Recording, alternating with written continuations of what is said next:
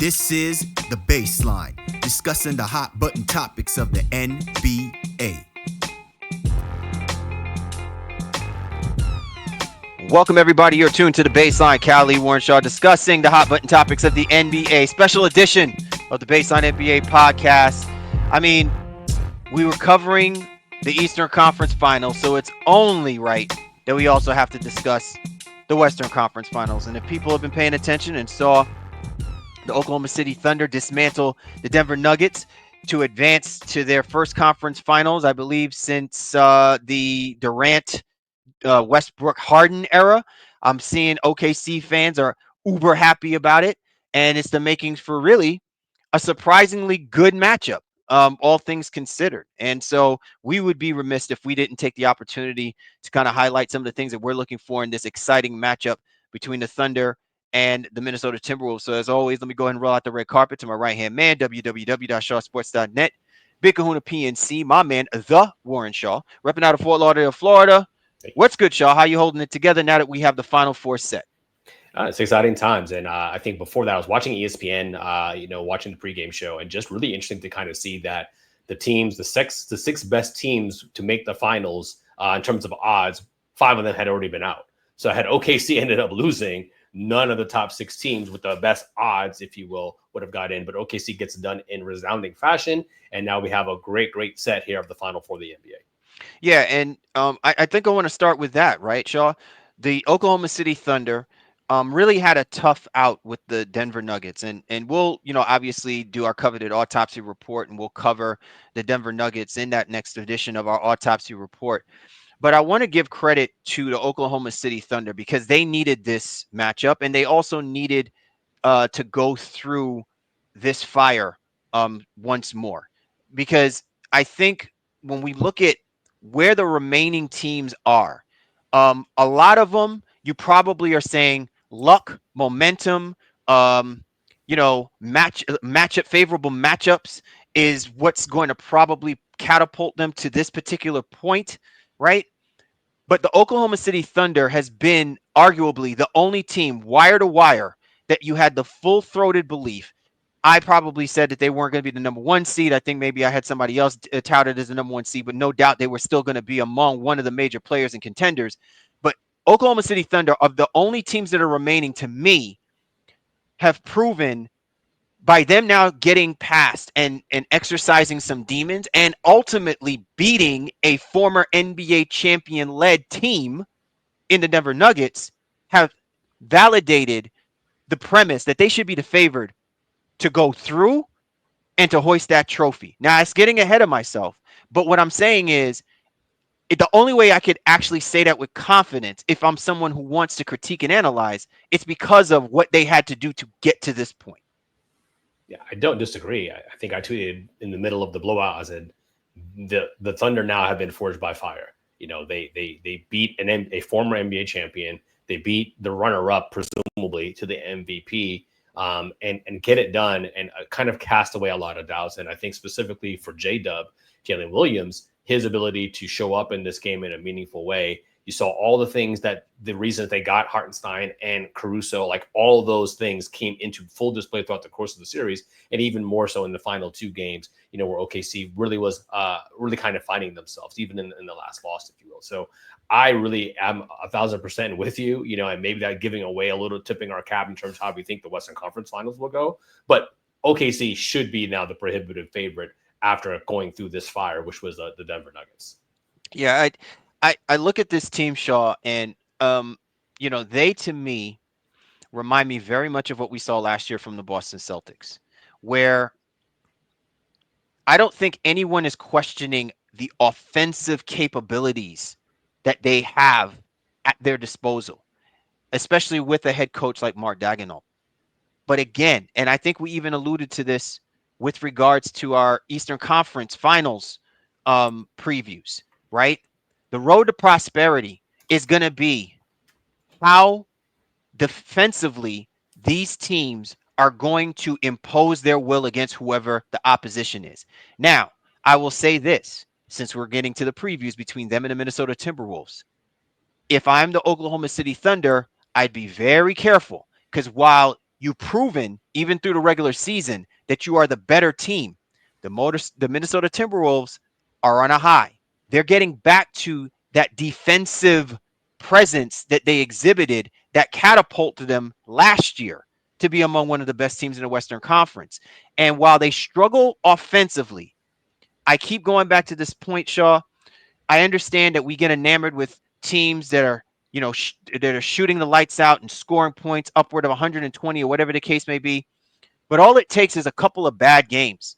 And sometimes those bad games is not just because they had cold nights. It's because of how players matchups are getting up in them and causing a lot of that frustration, causing those mental blocks. And you can see that exhibited at times when you see the Minnesota Timberwolves through the course of the regular season, and somehow they figured out a way to exercise those demons currently through the playoffs. They will do this to the Oklahoma City Thunder.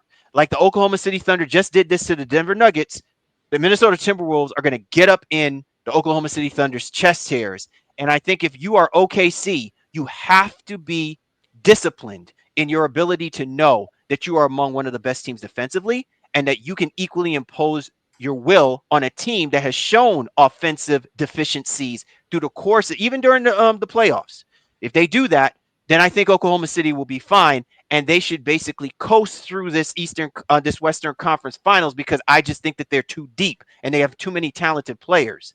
But again, watch how this Minnesota Timberwolves team operates, and Chris Finch, very heady kind of guy as far as how he likes to utilize his players and utilize them to get the matchups he likes from a defensive perspective, where most coaches are trying to do it from an offensive perspective. Yeah, I mean, I liked what you said to close off there. Fitch is probably a underrated coach still in a lot of ways, and I know he has accolades under his belt per se.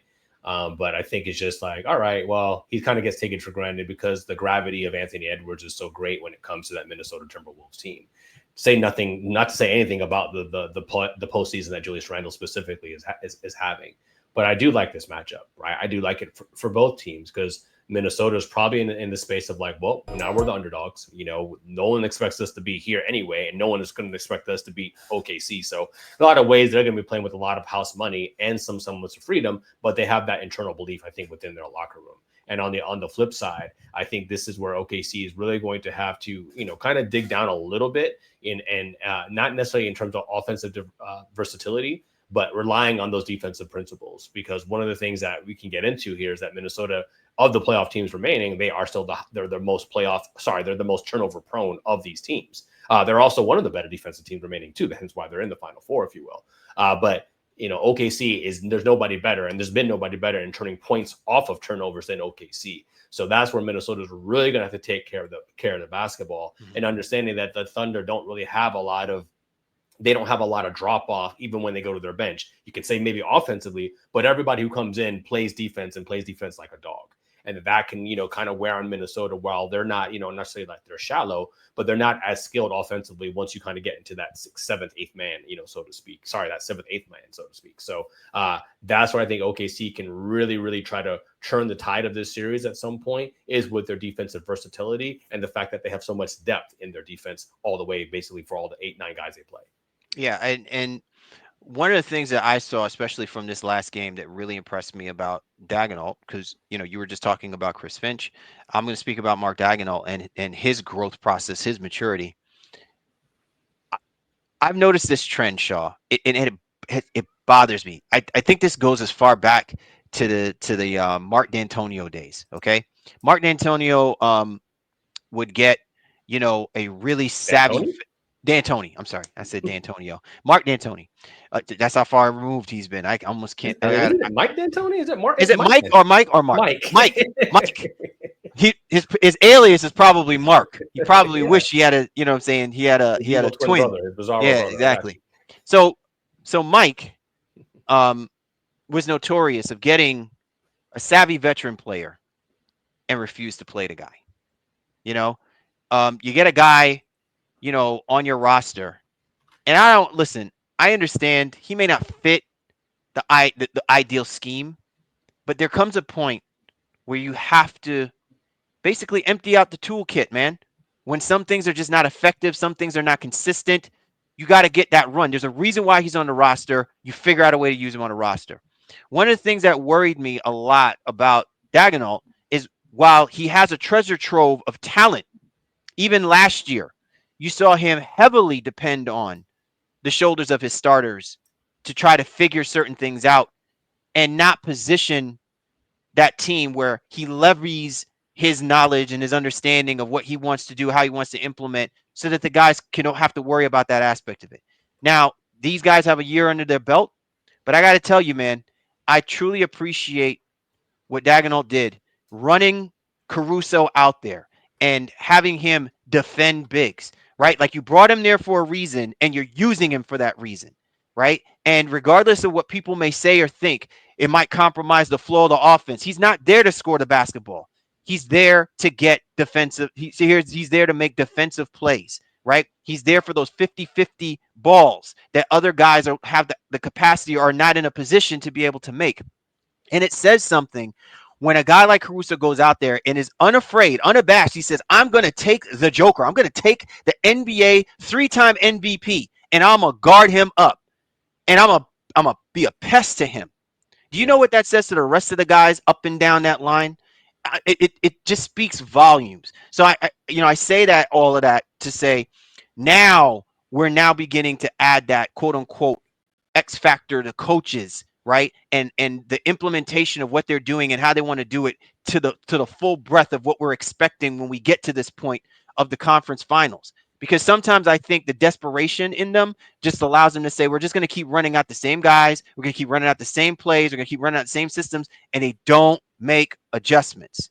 And I don't think that you're going to get anywhere closer to eventually winning that NBA Finals until you make those necessary adjustments and you utilize the players on your roster as what you brought them in there for. Yeah, I mean, I love the fact that, there's a lot of cross matching that's been happening throughout the course of the NBA playoffs. And we're seeing a lot more smalls trying to guard bigs. And I think your point, even Caruso did a decent enough job on Joker, here in Game 7. Joker still got to the rim a couple times, but you even kind of like just want to see what some of those things could look like. So while I can see Dort guarding some Julius Randle, I can see Dort guarding some Anthony Edwards, but I can also see Caruso doing the exact same thing. And then maybe Jalen Williams doing the exact same thing. So, as long as they can stay out of foul trouble, but that's where I think, the Thunder just have more defensive versatility kind of throughout. Flipping it to the other side, though, I mean, I think Minnesota is going to be able to do some things, obviously, with McDaniels as well, right? And while he is obviously the primary creator of offense, he's also one of their better defenders on the floor. So, Anthony Edwards and McDaniels trying to maybe switch turns on SGA. And then maybe, J-Dub as well, too. I think those are things that we're going to continue to watch kind of throughout this. So we're talking a lot about the defense in this series because I think it's where both of these teams, that is kind of their bread and butter at the end of the day. But that's nothing to say about the star power that is Anthony Edwards, that is SGA as well, too. And I think, we might get some dueling, with some of those guys as well. Not necessarily in the one-on-one, type of situation, but kind of like SGA goes down and scores, Ant's going to try to score, back on the other side. We may get a couple of moments of that too. But I think this is going to be a fun and exciting series throughout. One last thing, though, is I want to kind of throw it to you. Who do you think wins the true battle of the bigs, right? With Hartenstein and then Chet Holmgren versus Gobert and Julius Randle, even you go into the depth, for Minnesota with Naz Reid, playing kind of as a stretch four as well. Who do you think has the advantage when it comes to the front court? I believe the advantage will lie with the Oklahoma City Thunder. I think the key is going to be offensive rebounding and play repositioning. And when we return, I'm going to give you that. And then I'm also going to come back to your point about the Stars finally getting their moment to shine in head-to-head matchup between Edwards and SGA, what that's going to look like. And we also have to give our predictions about who's going to ultimately advance out of the Western Conference to play in the NBA Finals. So you don't want to miss it here. Callie Warren Shaw, Baseline. Don't go anywhere.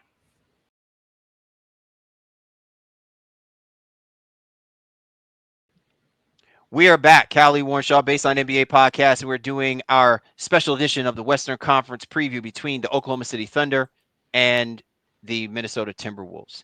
So I was just mentioning that I believe that the advantage between the bigs, between the Thunders, Chet Holmgren, and Isaiah Hartenstein versus the Timberwolves, Julius Randle, and Rudy Gobert, I give the nod to Hartenstein and Holmgren because Mm, of their ability to offensively rebound.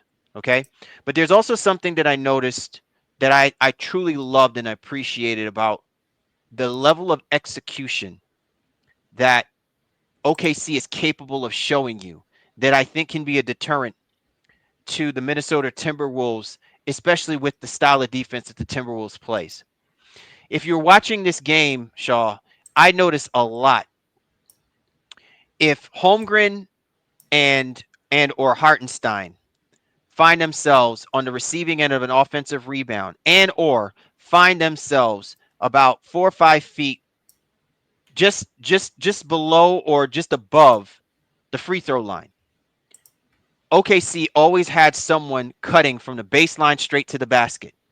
And there would be that nice little bounce pass because the opposition defensively is realizing that both Holmgren and Hartenstein are looking, you know what I'm saying, to get deeper penetration to get that easy basket or that easy bucket. And in most cases, it makes sense to probably foul them because even though Holmgren is a decent and a solid free throw shooter, as well as Hartenstein, you probably would rather see him get to the free throw line rather than seeing them basically either get an and one or get an easy bucket. But they were running this play so many times against the Denver Nuggets. And I would not be surprised if that kind of movement that the Oklahoma City Thunder exhibit with their wing players or even their guards camped mm. out in the corners, because the notion is they're still going to shoot it. They're going to let it fly, but they don't give enough respect to the fact that they all cut to the basket with a sense of purpose. And as long as those guys are distributing the basketball the way that they've been distributing it throughout the course of this series, they will be just fine.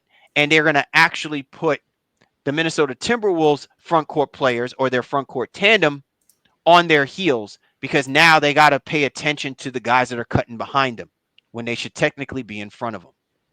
I can see that. I mean, I think, I would differ only because I think there's maybe slightly more depth because of the Naz Reid aspect for Minnesota. So I think schematically what you're talking about makes sense for the OKC side. But I think, where Minnesota can make some hay is that Naz Reid can space the floor. If you believe Julius Randle's 3-point shooting in the playoffs, well, then he can also space the floor, which could be problematic for Hartenstein and Chet, right? Because they're not really Joker plays kind of at all levels, right? So like they've gotten obviously a fair test. But I think, in the times where Gobert's off the floor and they're going with Randle and Naz Reid, that's going to give some problems, I think, for OKC. Just trying to figure out like, all right, well, can we make sure that we can get back and rebound if both of these guys are kind of spacing or whatever, if Randle's kind of drive off the bounce and even spraying out to a Naz Reid on the wing one way or the other. So this is where I think, Finch can really try to design some things that, puts OKC's players in action. I think Hartenstein kind of he gets let off, right? And I don't think he's a bad defender in any stretch of the imagination, but he's not running a whole lot of various actions. So, Right. I can see Ant and Randle, Ant and Naz Reid, kind of doing that and trying to put Hartenstein in some pick and rolls. And then does that necessarily not negate him to some degree, but does it limit him some throughout the course of the series where they're forced to kind of go with Chet more as a 5, and then, bringing in some of their bench guys off the bench, bringing some of their bench guys rather into the starting lineup, like Isaiah Joe or, whatever, Cason Wallace, maybe they're getting more run in some of those different lineups. So again, I think Minnesota has some things they can play with to try to attack OKC, but they just need to be careful. Like even when you're running that pick and roll, that OKC's guards and their wings are coming in to help. They are coming in to swipe and strip at the ball, whatever. And you have to pay attention to where Caruso is. So this is where I think Minnesota is really not only from that trying to get Hartenstein in action, but this is where that 3-point shooting for Minnesota is going to become extremely impactful for them offensively. Guys are going to have to make shot in this series because I think OKC is going to be like, you know what? We don't believe you as you're trying to drive to the rack. We'll let, whoever out here kind of like fire away as long as it's not like Naz Reid. Yeah. So you made some excellent points. I will say this, and it's not really to push back, but maybe accentuate a little bit of what you're talking about. For me, the key is going to definitely be Julius Randle, but it's not in the way that I think you're talking about. I feel like Julius Randle, who to me, of all of the bigs, has the better body of work on one-on-one situations. Now, I don't know if Chris Finch is going to like the idea of isolating Julius Randle to start working, the OKC front court players, and then him start playing bully ball. But you could appreciate it because he is more likely the type of guy to get the front court players in foul trouble, Sure. right? And that opens up everything for the Nas Reeds, and as well too for Anthony Edwards, who obviously has been shooting the three ball a whole lot more. But I don't want to only put this on Julius Randle to do that. I just think that he's the best equipped, that he can literally get the OKC Thunder team in foul trouble because he has a bevy of moves that he can play below the rim that can force that action. But I think it comes down to equally um, Alexander Walker and McDaniels. They and their length have to also challenge the front court of the Oklahoma City Thunder, get these guys in quick foul trouble. I understand, again, we fall in love with the idea that we space the floor out and like to shoot the three. But if you look at the way that the playoffs have been called, right, have been reffed, there is a level of physicality that I think can play to the favor of the Minnesota Timberwolves that could put the Oklahoma City Thunder on their heels. So if they don't sit there and just jack up shots hoping that their three ball lands, they could actually force the action, force Daigneault to reach into his bag in his roster and try to mix and match Mitch and play. Because then I think that he may overdo it, which plays into the hands of a guy like Chris Finch, because I think these guys have already been battle tested given what they went through last year. So it's just an interesting dynamic to look at, because I think that if Oklahoma City plays the way that they're supposed to play, Hartenstein and Holmgren will absorb a ton of minutes and not have to exert a ton of work, because the action that most of the Timberwolves players have been playing kind of bails them out from being committed so wholeheartedly defensively because of the propensity to shoot the basketball as much as they do. That's why I want to see more action and aggressiveness from their players. I'm not saying ISO all the time, but I'm saying if you're going to ISO, be aggressive in your ISO. Go to the cup, go to the rim, force that call to get play. Even if you get blocked, that's fine, but you got to force the action. If you bail them out, OKC is going to not only get the calls, but they're going to get the transition. And we've seen where the Minnesota Timberwolves have been marginalized defensively in transition because the Oklahoma City Thunder are just a better passing team when they're in the open floor, and they got numbers on the court. Yeah, but we've also seen where OKC has, again, sometimes struggled to score. So I think another thing that can happen is that, if they are figure out a way to get SGA involved in a lot of actions, right, and make him work defensively so that he's not there, then you're forcing, J-Dub and Chet to be more focused offensively and having to, be more even efficient in that if you're making SGA work on the other side, hopefully. But SGA, I mean, he's an MVP, presumably so. There's not you're not going to bank on that as your entire strategy, but I think you do need to try to put him and make him work so that maybe he is a little bit more tired and maybe some of these other guys need to kind of step up. What I'm really interested though as well too is these are two really good teams that have, more than just kind of their star players, right? But we know kind of like who the top level guys are. And I'm just trying to figure out from, I know the X factor conversation, is something that a lot of people have tap into. And I guess that's what I want to do here now. I don't know if it's X factor, but I just kind of think about the most important role players for some of these teams, right? And I don't know if McDaniels on Minnesota or, Nickeil Alexander-Walker is maybe more important, because I don't know what we're even going to get from Mike Conley in this series.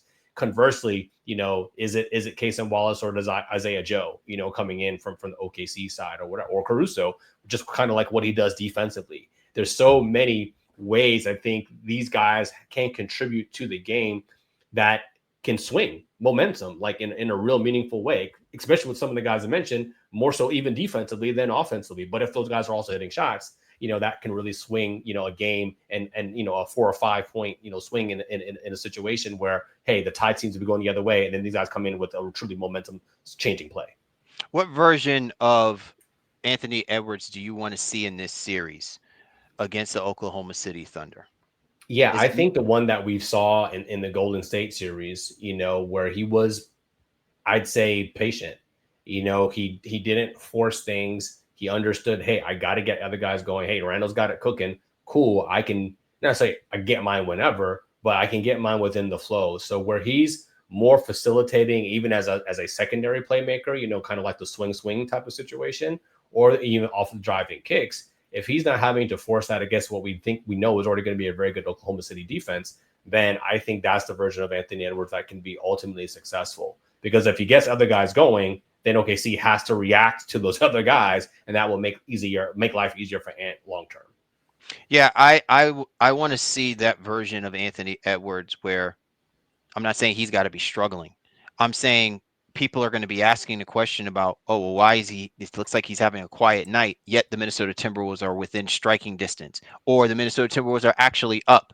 And then when the time comes that we need to see an explosion, we need someone to say, I'm shouldering the heavy load in the second half of a game, because I think we've already seen that enough times to say that is a part of SGA's repertoire, right? We know that. He basically scores with brutal efficiency.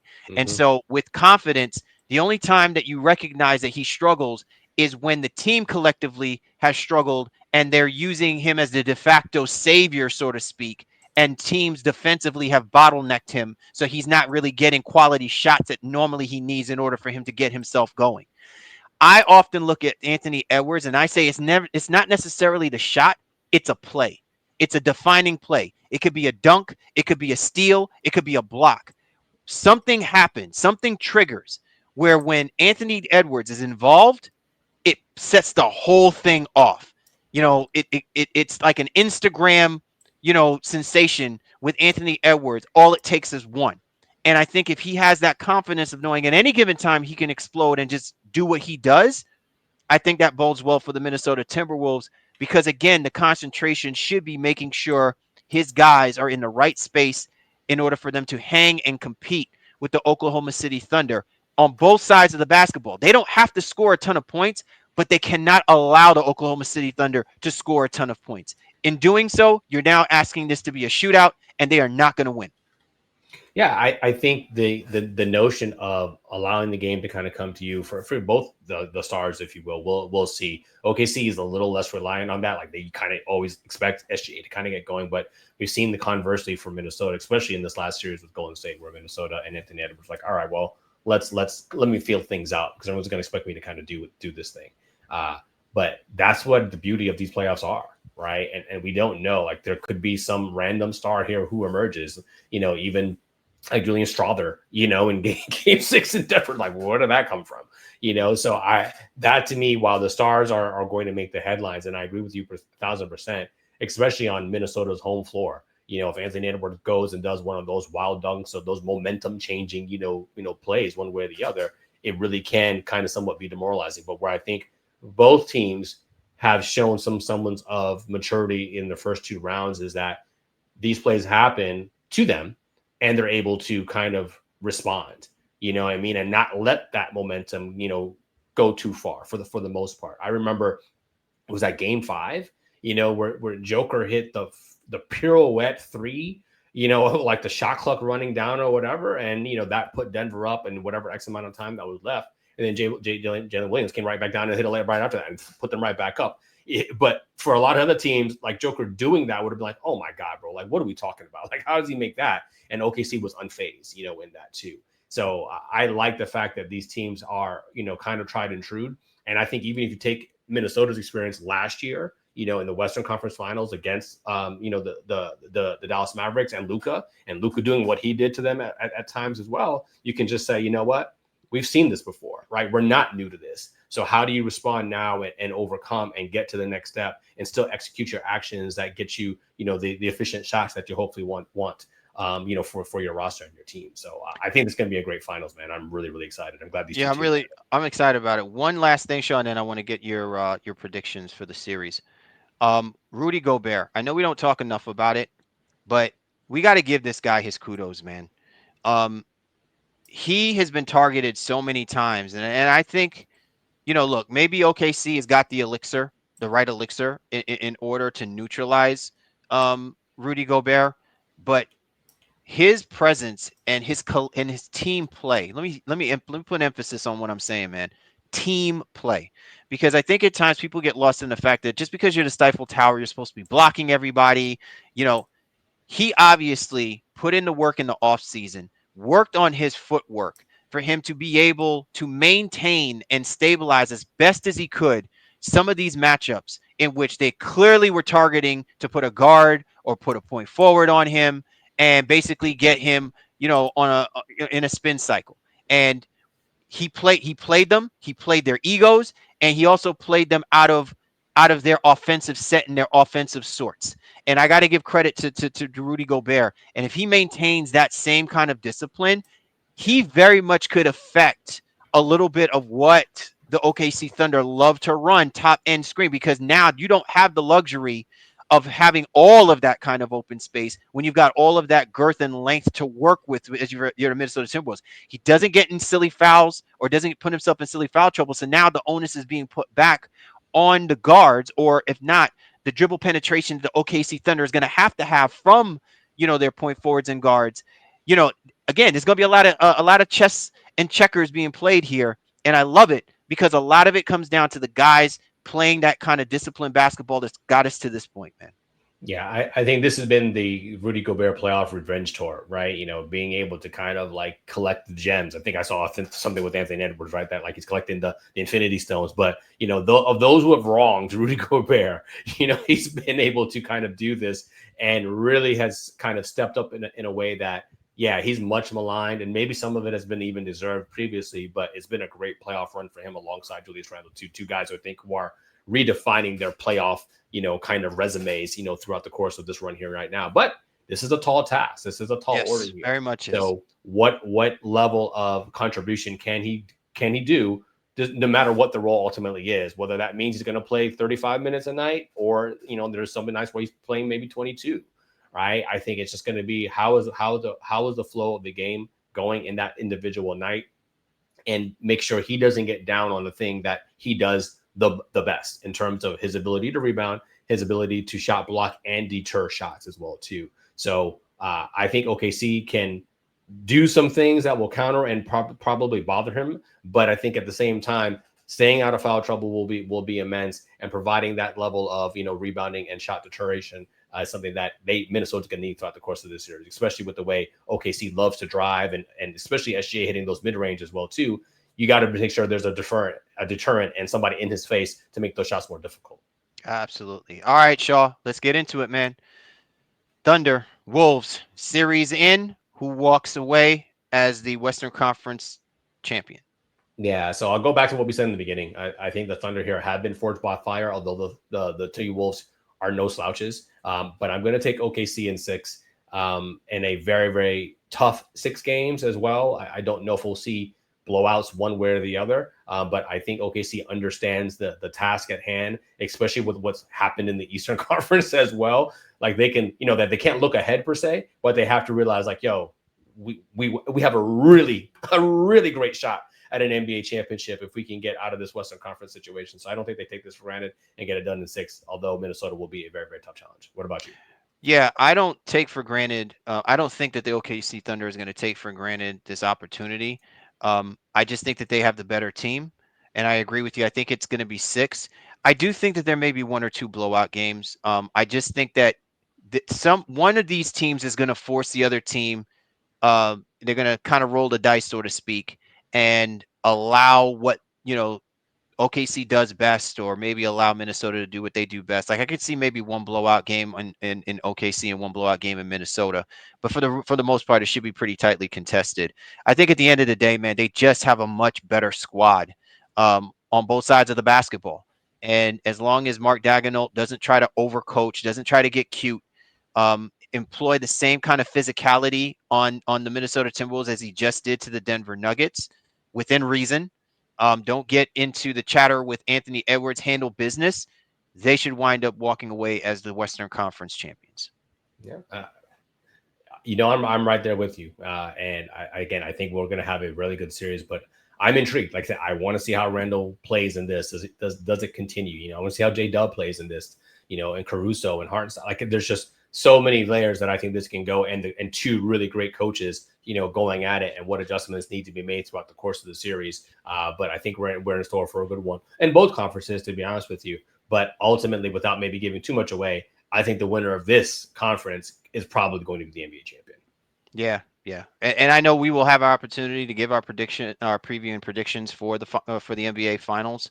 But I got to tell you, if what we've seen from both the Minnesota Timberwolves and the Oklahoma City Thunder and what they did to their previous teams, it got them to this point to be among the remaining two. It's hard pressed for me to buy into whatever's going on over there in the Eastern Conference that they got something better than it. It literally will have to take some significant injuries or some brain fart fatigue that's going to make me think differently, or I got to be completely overwhelmed what I see on the other side of that pine for me to buy into not thinking that somebody here in the Western Conference is going to probably be the champion for 2024-25 season. Yes, sir. Yes, sir. Well, let's line them up, roll them out, and see what happens. Absolutely, man. So once again, we'd like to thank you and yours for hopping on board with this special edition of the Baseline NBA podcast. We hope you guys enjoy the Western Conference and the Eastern Conference Finals, respectively. And obviously, keep us locked in because, we got a lot of autopsy reports to get into. And then we also got the NBA draft coming up. There's a lot happening as we start, pushing and forging ahead towards the NBA Finals and ultimately the NBA offseason in the summer. So much happening. And again, we appreciate everybody for hanging tight with your peoples, man. Once again, for the Baseline, Callie Warrenshaw, we appreciate you guys. We do. And we'll catch up with you next time.